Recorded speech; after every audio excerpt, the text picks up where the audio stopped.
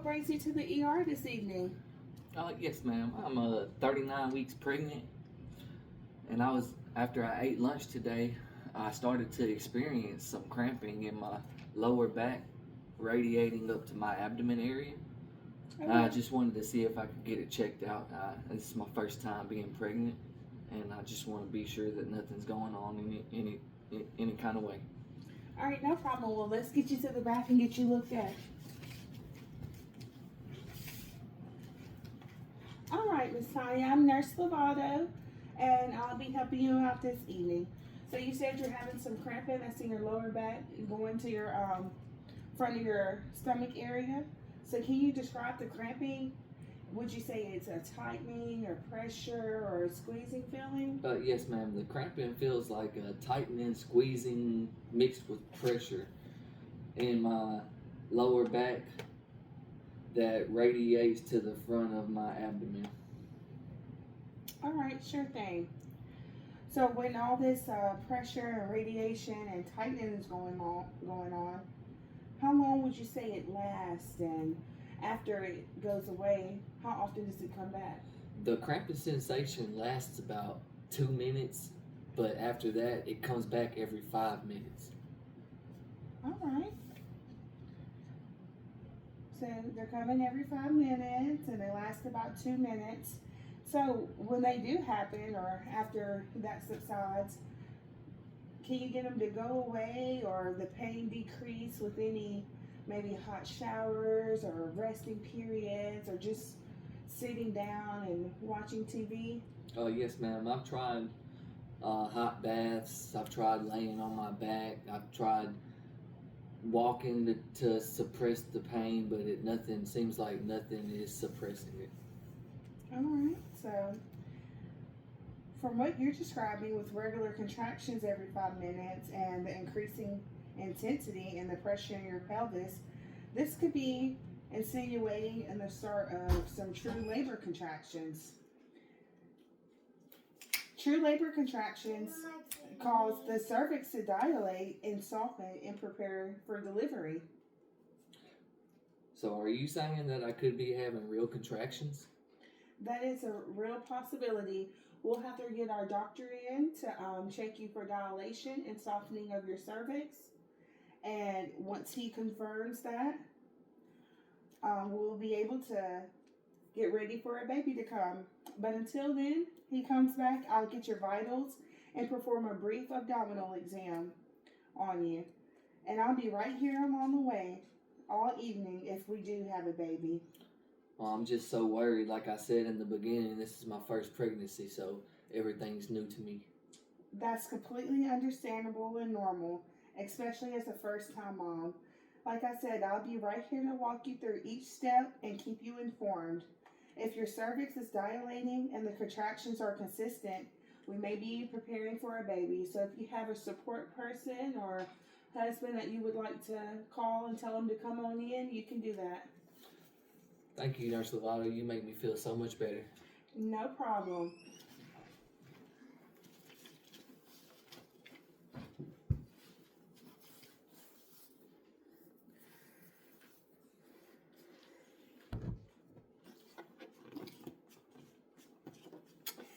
Hi, I will be explaining and demonstrating Braxton-Hicks and true labor contractions with my balloon here. The balloon will represent your cervix, and the tail of the balloon will represent dilation. So, first I'll give you the definition of Braxton-Hicks contractions.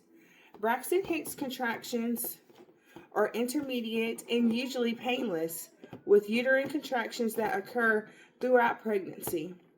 They are sometimes called practice contractions because they help the uterus to prepare for labor. So your uterus will just be contracting, and some say this can feel like menstrual cramping.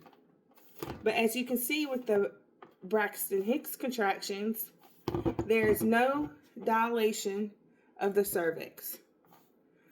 And this often can be relieved with rest, a warm shower, or just sitting down and changing positions.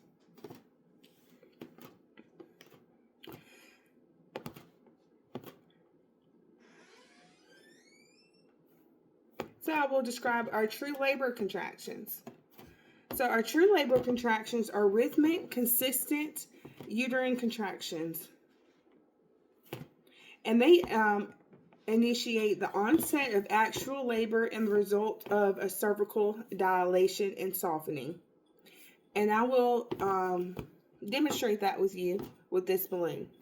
So as the true labor contractions are happening at the top of the uterus, this is where the power of contractions happen. Muscle fibers at the top of the uterus get shorter and thicker, and this squeezes and pulls the sides of the uterus up.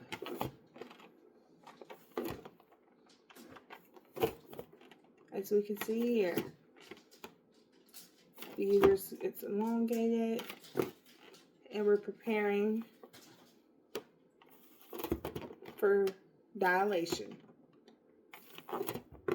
So once having contractions and it's fully dilated and softening of the cervix has happened, the doctor will most likely give the woman a go-to-push with each contraction.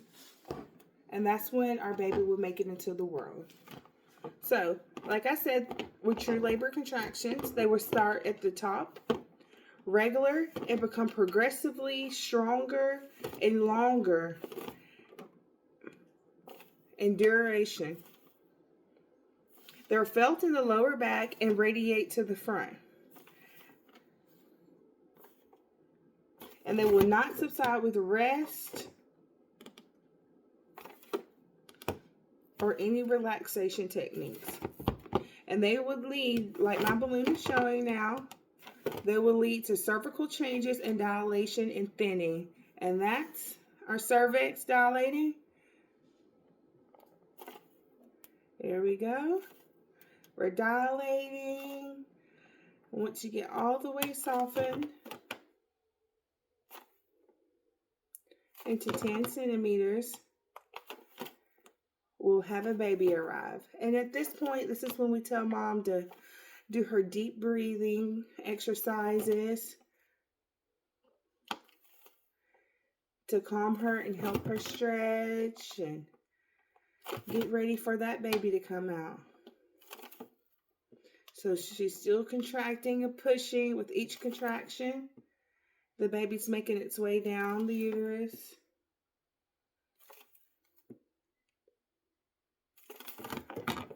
Each contraction, she pushes and she pushes, and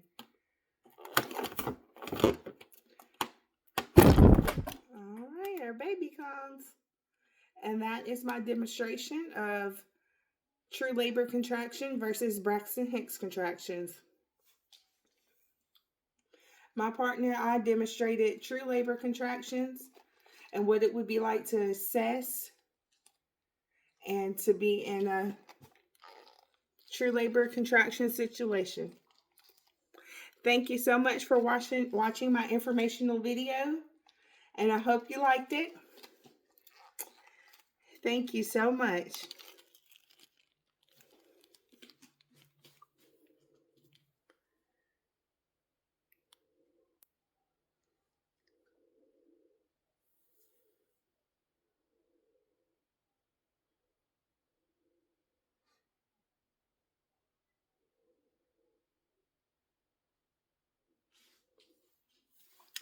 So in summary, our braxton-hicks contractions are a normal part of pregnancy, but are not a sign of labor.